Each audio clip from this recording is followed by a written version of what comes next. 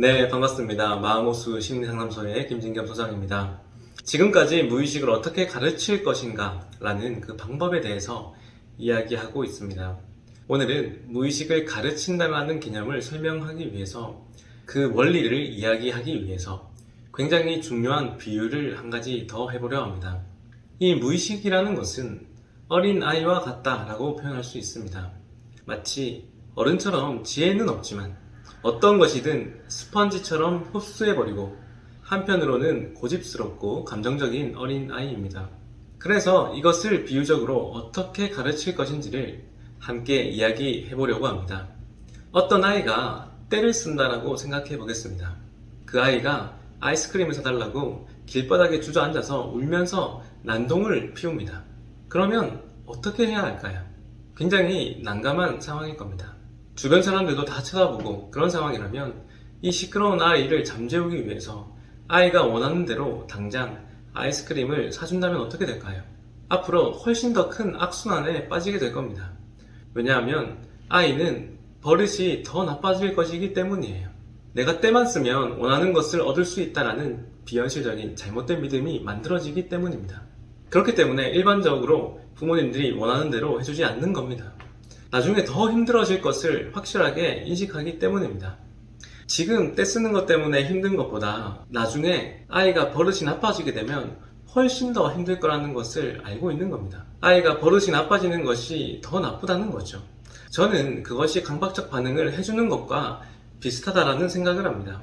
강박 행동을 하면 무의식은 그 행동을 보고 더 버릇이 나빠지고 더 비현실적인 믿음을 믿게 되는 것과 같습니다. 이것이 굉장히 비슷한 느낌이 있습니다.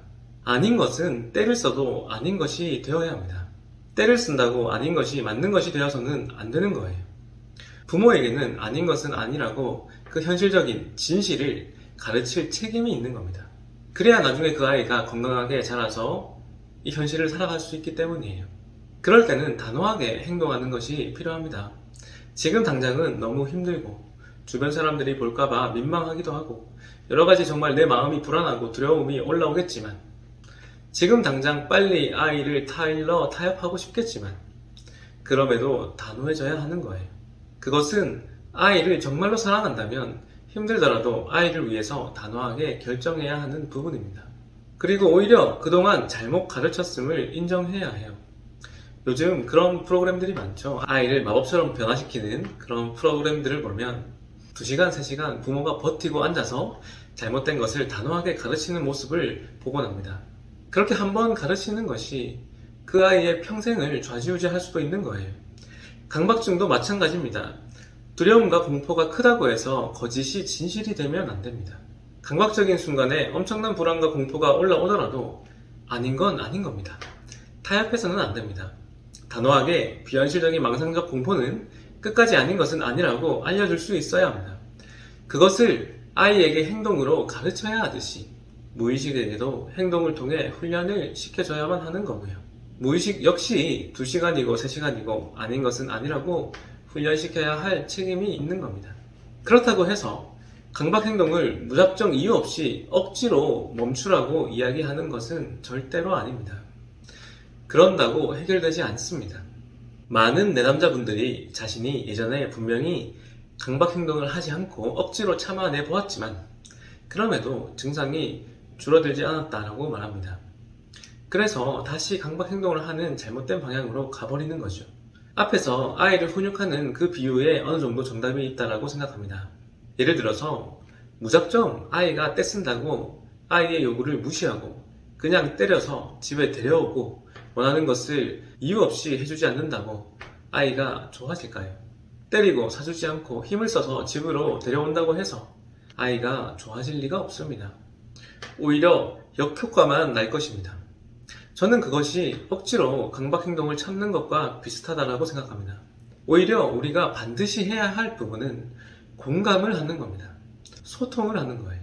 부모로서 그동안 내가 잘못 가르쳤다는 것을 알리고 하지만 정말로 내가 너를 사랑하기 때문에 너를 위해서 부모로서 가르칠 책임이 있다는 것도 알리고 내가 원하는 대로 해주지 않는 이 행동이 너를 위해서 정말 너를 사랑하기 때문에 이후에 내가 정말 독립적으로 하나의 개체로서 스스로 올바른 선택을 하는 올바른 가치관을 가진 사람이 되어야 하기 때문에 내가 힘들더라도 이렇게 해야만 한다라는 그 마음이 전달되는데 몇 시간이고 걸리는 겁니다. 내가 힘들더라도 이게 너를 위한 길이기 때문에 하는 거라는 마음이 전달되어야만 아이가 좋아질 수 있을 겁니다. 그때부터 그 소통이, 공감이 일어난 그때부터 어떤 피드백과 가르침이 입력이 되는 거예요. 마찬가지로 강박증도 그동안은 강박 행동을 하는 것이 공포를 없애는 유일한 길이라고 잘못 믿고 잘못 가르쳤음을 인정하고 이제는 이게 정말 나에게 지독한 고통이고 더 이상 이렇게 가면 안 되기 때문에 사랑으로 아이에게 진실을 가르쳐야 한다는 마음처럼 내 무의식도 훈련시키겠다는 마음을 가져야만 좋아질 수 있는 겁니다. 내가 더 이상은 이러한 믿음을 가지고 이렇게는 살 수 없기 때문에 내 무의식에게 이 진실을 가르쳐야 한다는 마음이에요. 그래서 감정적 태도와 마음가짐이 중요하다고 이야기한 겁니다. 그동안에 무엇이 잘못이었는지를 인정하고 무엇이 옳은지에 대한 정의로운 가치관과 원칙을 믿는 마음이 전달되어야 합니다. 무작정 이유 없이 버티는 것은 불가능할 뿐더러 고문일 뿐입니다. 그것은 성공하더라도 상처만 남습니다. 그래서 다시는 그런 고문 같은 고통을 당하지 않으려고 무의식이 발동하고 그러면 강박 행동을 멈추는 것이 더 어려워집니다. 하지만 사람은 이유와 의미가 있을 때 고통을 버틸 힘이 만들어집니다. 강박 행동을 버틴다는 것이 어떤 의미이고 왜 그래야만 하는지에 대한 이유를, 원리를 명확하게 알고 강력한 믿음을 갖춘 상태에서 목적을 가지고 강박 행동을 멈추면 기존과는 완전히 다른 결과를 맞이하게 될 것입니다. 이것이 나를 위한 길이라는 강력한 믿음을 가지고 그 마음을 충분히 공감한 상태에서 행동, 반응을 보여줘야 합니다. 그러면 무의식적인 마음은 변하고 치료가 되는 겁니다. 그때부터 하는 피드백은 가르침이 되는 거예요. 좋습니다. 저는 이 내용이 굉장히 중요한 뉘앙스를 가지고 있다고 생각합니다. 오늘은 어떤 마음가짐으로 내 무의식을 훈련시켜야 하는지에 대한 부분을 추가적으로 설명드렸습니다. 여기서 대부분 그냥 억지로 하려고 하기 때문에 잘 안 되는 지점이 생기고 포기하고 실망하게 된다고 생각합니다. 다시 한번 말씀드리지만 내가 그동안 잘못했음을 사과를 하고 인정하고 진짜 내가 나를 아끼는 마음으로 그것이 충분히 공감이 되었을 때 진실을 알려주면 마음이 받아들일 것입니다. 그런 마음으로 증상을 다루시면 좋겠습니다. 다음 시간에는 그럼에도 강박적인 고통을 도저히 참을 수 없을 때 어떤 마음가짐을 가져야 할지를 계속 이야기하도록 하겠습니다. 감사합니다.